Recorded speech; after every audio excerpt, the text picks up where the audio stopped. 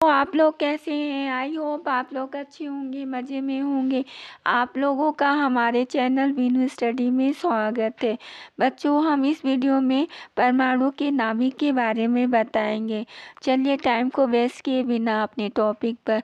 बच्चों, वीडियो अच्छी लगेगी तो लाइक कीजिएगा, सब्सक्राइब कीजिएगा, शेयर भी कीजिएगा, बेल आइकन को प्रेस करना मत भूलिएगा। ठीक है, चलिए चलते हैं। बच्चों, ये परमाणु है और ये नाभिक है।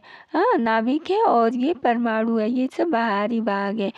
एक बात ये जानना है, जरूरी है कि नाभिक का जो आकार होता है संपूर्ण परमाणु की तुलना में बहुत कम होता है, बहुत कम परमाणु बहुत बड़ा होता है, नाभिक बहुत छोटा होता है बच्चों। ठीक है, ऐसे ही ये समझ लेते हैं कि नाभिक की त्रिज्या संपूर्ण परमाणु की त्रिज्या की तुलना में 10⁵ गुना कम होती है। हाँ, कहाँ संपूर्ण परमाणु की त्रिज्या होती है, कहाँ मतलब नाभिक की त्रिज्या होती है, मतलब बहुत कम होता है, 10⁵ गुना कम होती है। रदरफोर्ड ने अपनी अल्फाकार प्रकीर्णन प्रयोग से निष्कर्ष निकाला कि परमाणु दो भागों में बटा है, पहला नाभिक, दूसरा बाहरी भाग। ये नाभिक है, ये बाहरी भाग है। ये सब बाहरी भाग है। अब आते हैं नाभिक पर। नाभिक परमाणु का धनावेशित भाग होता है। ये जो होता है, यहाँ पर प्रोटॉन होता है, न्यूट्रॉन होता है, ये धनावेशित भाग होता है नाभिक में। ये हो गया क्लियर।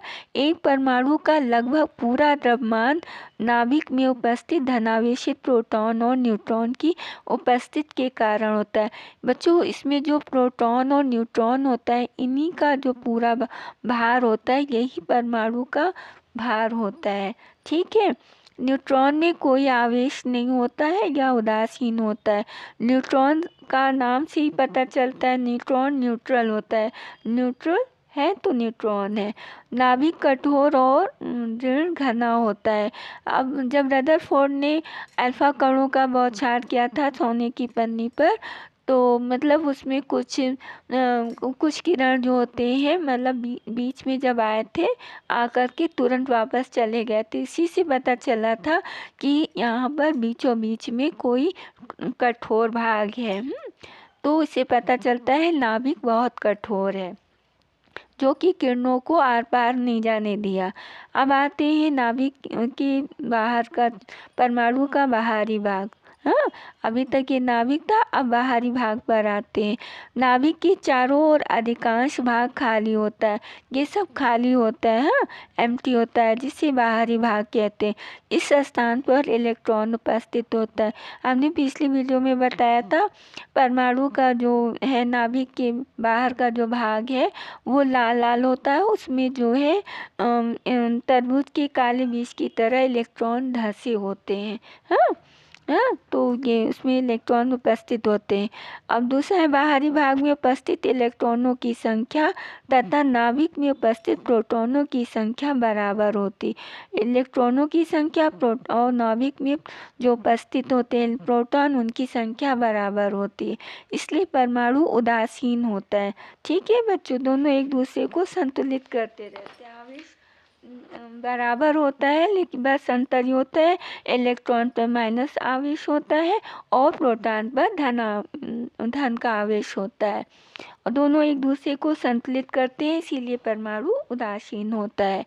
परमाणु का रदरफोर्ड का परमाणु model, Rutherford model of an atom, यह रदरफोर्ड के अल्फा प्रकीर्णन प्रयोग पर आधारित है। मतलब इसी नाभिक की मॉडल भी कहा जाता है, रदरफोर्ड मॉडल को नाभिक की मॉडल भी कहा जाता है। नाभिक के मॉडल के अनुसार नाभिक के चारों ओर खाली भाग में ऋणावेशित इलेक्ट्रॉन होते। इलेक्ट्रॉन नाभिक के चारों ओर निश्चित वृत्ताकार कक्षाओं में तीव्र गति से तेजी से चक्कर लगाते, नाभिक के चारों ओर चक्कर लगाते हैं। घूमते हुए इलेक्ट्रॉन के वृत्ताकार पथ को कक्षा, इंग्लिश में ऑर्बिट, या कक्षा कहते हैं, कक्षा को इंग्लिश में सेल्स कहते हैं। धनावेशित नाभिक, नाभिक में प्रोटॉन है, तो इस वजह से धनावेशित होगा ही। धनावेशित नाभिक इलेक्ट्रॉनों को अपनी ओर आकर्षित करते हैं। इलेक्ट्रॉन में माइनस चार्ज होता है, जाहिर सी बात है विपरीत एक दूसरे को खींचते हैं। धनावेशित नाभिक इलेक्ट्रॉनों को अपनी ओर खींचते हैं, आकर्षित करता है, परंतु नाभिक में गिरते नहीं हैं।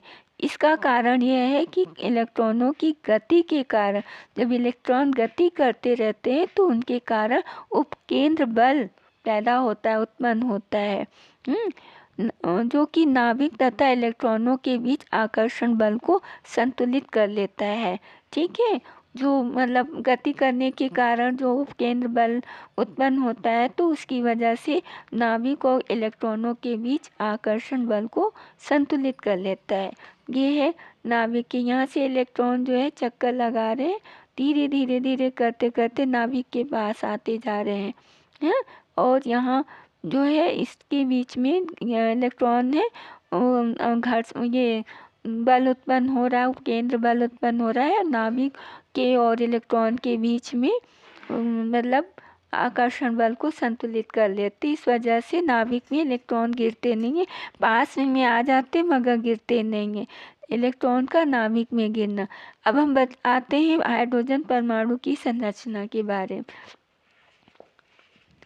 बच्चों, इसको हाइड्रोजन परमाणु की संरचना के बारे में हमें जानना है। ये हाइड्रोजन परमाणु है, ये न्यूक्लियस है, हाँ, प्रोटॉन युक्त, यहाँ पर प्रोटॉन है। बच्चों, हाइड्रोजन परमाणु में न्यूट्रॉन नहीं होता है, प्रोटॉन होता है, इलेक्ट्रॉन होता है, एक ही इलेक्ट्रॉन होता है। हाँ, यहाँ पर ये इलेक्ट्रॉन है, प्रोटॉन युक्त न्यूक्लियस है, यहाँ P+ प्रोटॉन होता है। अब आते हैं हीलियम परमाणु की संरचना के बारे में। ये हीलियम परमाणु है, ये नाभिक है। नाभिक में हीलियम के परमाणु के नाभिक में प्रोटॉन भी होता है, न्यूट्रॉन भी होता है। ये प्रोटॉन और न्यूट्रॉन युक्त नाभिक है। इसमें 2 इलेक्ट्रॉन होते हैं, यहाँ और यहाँ। ये अरेंज है, इस तरीके से हीलियम परमाणु होते हैं। हाँ, P+ बराबर, मतलब इसको प्रोटॉन कहा गया है, N को न्यूट्रॉन कहा गया है, यहाँ पर ये है। अब आते हैं रदरफोर्ड के परमाणु की मॉडल की कमियाँ।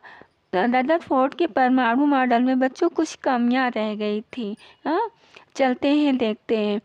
रदरफोर्ड के परमाणु मॉडल की सबसे बड़ी कमी यह थी कि यह परमाणु के स्थायित्व, स्टेबिलिटी को की व्याख्या नहीं कर सका, हाँ, एक्सप्लेन नहीं कर सके। रदरफोर्ड का परमाणु मॉडल वैद्युत गतिकी इलेक्ट्रोडायनेमिक के नियमों के विरुद्ध था। क्या? रदरफोर्ड का परमाणु मॉडल वैद्युत गतिकी के नियम के विरुद्ध था। एक गतिमान आवेशित कण लगातार ऊर्जा का उत्सर्जन वैद्युत चुंबकीय विकिरण के रूप में करता है। कोई भी मतलब गतिमान कण है, आवेशित कण है, तो वो लगातार जब गति करता रहता है तो ऊर्जा का उत्सर्जन करता है, वैद्युत चुंबकीय विकिरण के रूप में करता है।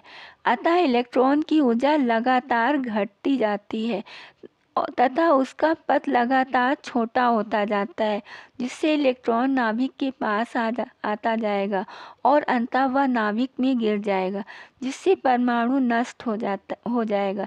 परंतु ऐसा नहीं होता, क्योंकि परमाणु स्थायी है। ये तो मानी जानी बात है, परमाणु स्थायी होता है। अब नाभिक के पास इलेक्ट्रॉन आ जाएगा और अंत में नाभिक में गिर जाएगा और परमाणु नष्ट हो जाएगा, पर ऐसा होता नहीं है ना, नष्ट नहीं होता है, क्योंकि परमाणु स्थायी होता है। अतः रदरफोर्ड मॉडल परमाणु की स्थायित्व की व्याख्या नहीं कर सका। हाँ, अब विशेष बात यह है कि रदरफोर्ड को रेडियोधर्मिता तथा परमाणु की नाभिक की खोज के लिए सन 1908 में नोबेल पुरस्कार दिया गया था। बच्चों, ये जानना जरूरी है। हाँ, रदरफोर्ड को किस लिए दिया गया था? रेडियोधर्मिता तथा परमाणु की नाभिक की खोज के लिए 1908 में नोबेल पुरस्कार दिया गया था। हाँ बच्चों, वीडियो को अंत कर रहे हैं और वीडियो अच्छी लगे तो लाइक कीजिएगा। ठीक है, थैंक यू। हाइड्रोजन परमाणु की संरचना के बारे में हमें जानना है। ये हाइड्रोजन परमाणु है, ये न्यूक्लियस है, हाँ, प्रोटॉन युक्त, यहाँ पर प्रोटॉन है। बच्चों, हाइड्रोजन परमाणु में न्यूट्रॉन नहीं होता है, प्रोटॉन होता है, इलेक्ट्रॉन होता है। एक ही इलेक्ट्रॉन होता है। हाँ, यहाँ पर ये इलेक्ट्रॉन है, प्रोटॉन युक्त न्यूक्लियस है, यहाँ P+ प्रोटॉन होता है। अब आते हैं हीलियम परमाणु की संरचना के बारे में। ये हीलियम परमाणु है, ये नाभिक है। नाभिक में हीलियम के परमाणु के नाभिक में प्रोटॉन भी होता है, न्यूट्रॉन भी होता है। ये प्रोटॉन और न्यूट्रॉन युक्त नाभिक है। इसमें 2 इलेक्ट्रॉन होते हैं, यहाँ और यहाँ। ये अरेंज है, इस तरीके से हीलियम परमाणु होते हैं। हाँ, P+ बराबर मतलब इसको प्रोटॉन कहा गया है, N को न्यूट्रॉन कहा गया है। यहाँ पर ये है। अब आते हैं रदरफोर्ड के परमाणु की मॉडल की कमियाँ। रदरफोर्ड के परमाणु मॉडल में बच्चों कुछ कमियाँ रह गई थी। हाँ, चलते हैं देखते हैं। रदरफोर्ड के परमाणु मॉडल की सबसे बड़ी कमी यह थी कि यह परमाणु के स्थायित्व स्टेबिलिटी को की व्याख्या नहीं कर सका। हाँ, एक्सप्लेन नहीं कर सके। रदरफोर्ड का परमाणु मॉडल वैद्युत गतिकी इलेक्ट्रोडायनेमिक के नियमों के विरुद्ध था। क्या? रदरफोर्ड का परमाणु मॉडल वैद्युत गतिकी के नियम के विरुद्ध था। एक गतिमान आवेशित कण लगातार ऊर्जा का उत्सर्जन वैद्युत चुंबकीय विकिरण के रूप में करता है।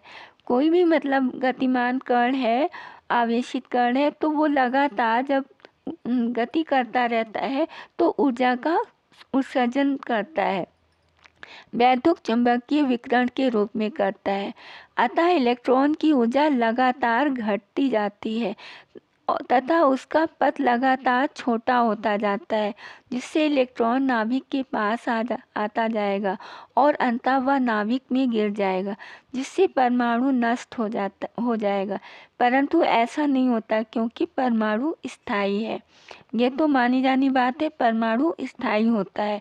अब नाभिक के पास इलेक्ट्रॉन आ जाएगा और अंत में नाभिक में गिर जाएगा और परमाणु नष्ट हो जाएगा, पर ऐसा होता नहीं है ना, नष्ट नहीं होता है, क्योंकि परमाणु स्थायी होता है। अतः रदरफोर्ड मॉडल परमाणु की स्थायित्व की व्याख्या नहीं कर सका। हाँ, अब विशेष बात यह है कि रदरफोर्ड को रेडियोधर्मिता तथा परमाणु की नाभिक की खोज के लिए सन 1908 में नोबेल पुरस्कार दिया गया था। बच्चों, ये जानना जरूरी है। हाँ, रदरफोर्ड को किस लिए दिया गया था? रेडियोधर्मिता तथा परमाणु की नाभिक की खोज के लिए 1908 में नोबेल पुरस्कार दिया गया था। हाँ बच्चों, वीडियो को अंत कर रहे हैं और वीडियो अच्छी लगे तो लाइक कीजिएगा। ठीक है, थैंक